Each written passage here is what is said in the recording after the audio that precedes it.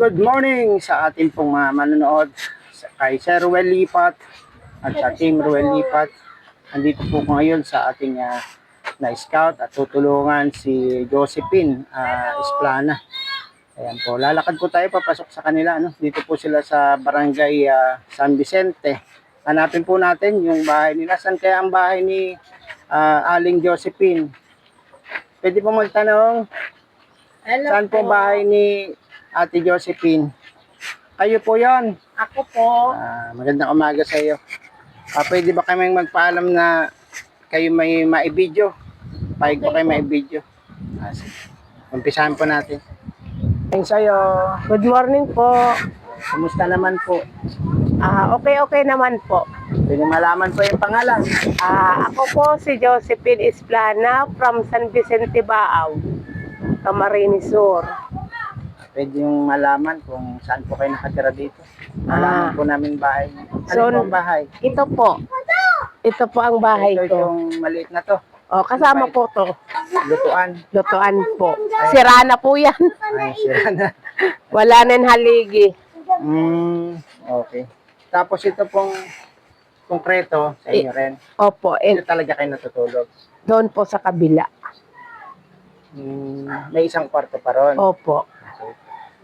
So, hindi pa tapos. Opo. Ilagay nyo lang muna mga sako. Kumusta naman po kayo nakaraang bagyo? Okay naman po. Nag-evacuate po kami. Oo. Kasi wala pa po itong kasiguraduhan. Wala na po itong mga haligi, Wala mga putol na po. Baka pwedeng ilipad na siya. Opo. Ano po ang trabaho niya ngayon? Pwedeng malaman. Dito lang po sa bahay. Nag-aalaga ng mga bata. May mga anak pa kayong maliliit. Wala na po. Sino po yung mga bata niyang inaalagaan? Yung ito po, yung apat ko pong anak, yung bunso ko po, 14 years old na. This coming December 17. Okay. Yun po yung Bunso pinagluluto, po. pinaglalaba. Okay. Yan, maganda. Si Mr. po, anong trabaho? Ano po, kung may kumuha po sa kanyang magtatrabaho po siya. Pero po, ang pinakaano niya, dyan lang po sa farmers. Nagkikertaker po. Sige, yan. Pwede makita po yung loob ng bahay niya. Sige po, available po. Ito po si nanay. Sino to? Bisita ko po, nagdadalaw sa akin. Luluto pala kayo. Opo. Ayan, sa ating manonood, ito po yung bahay ni... Malaki rin pala, malawak.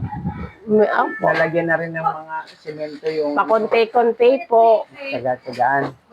Nagluluto pa kayo ulam. Pwedeng humingi ng ulam. Ay, pwede po. Sige po tayo dito. Ito po yung pinakaano ko. In-extend ko lang po ito kasi masikip po kami. Opo. 2 kwarto. Tapos 2 kwarto, in-extend mo lang. Hindi pa nga po. Sa lote, sino may-ari ng lote? Ito pong lote sa mama ko po. Okay. Panugangan ko po. Mama po ng asawa ko. Namanan nyo na. Sa inyo, walang problema. Kahit magpatayo, magpalaki na, magpa-extend. Wala pa pong kasiguraduhan. Kasi hindi naman po pamana. Kay mama ko lang po. Nakiano lang po kami. Magandang umaga po. Andito na po ulit tayo sa programa ni Sir Ruel Lipat at ako po si Dong Tigdong ang nag-i-scout po dito sa Baaw, Camarines Sur. Ngayon po ay nakarating sa atin ang isa pong ginang na si Josephine na Esplana na meron daw po siyang kahilingan sa ating Team Ruel Lipat dahil sa kanyang karamdaman. Maaari nyo pang ikwento kung ano po yung karamdaman nyo at ano po yung hinihingi nyong tulong.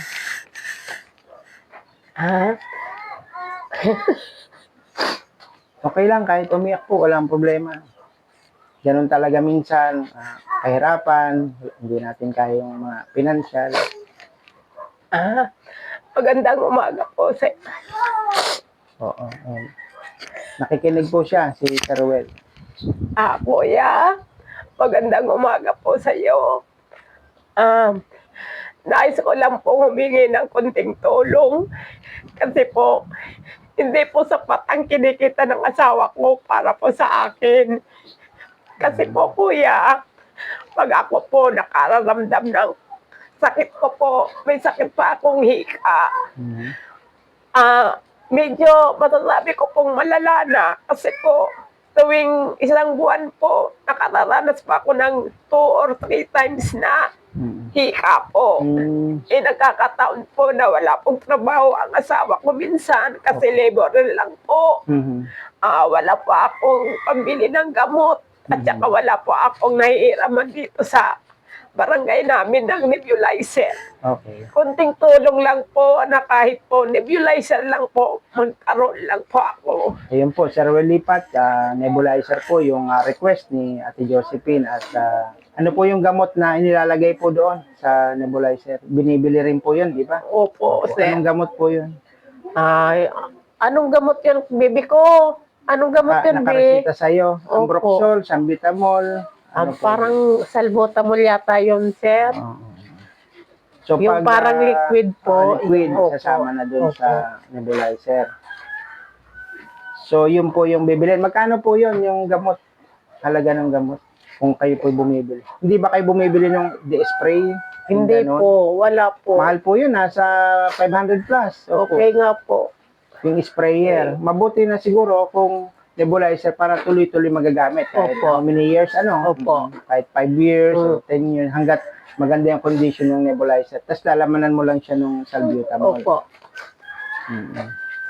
So yun po, Sir Ruel, ang kahilingan po ni Nanay Josephine, kanyang nebulizer para sa kanyang kalusugan at gamot po.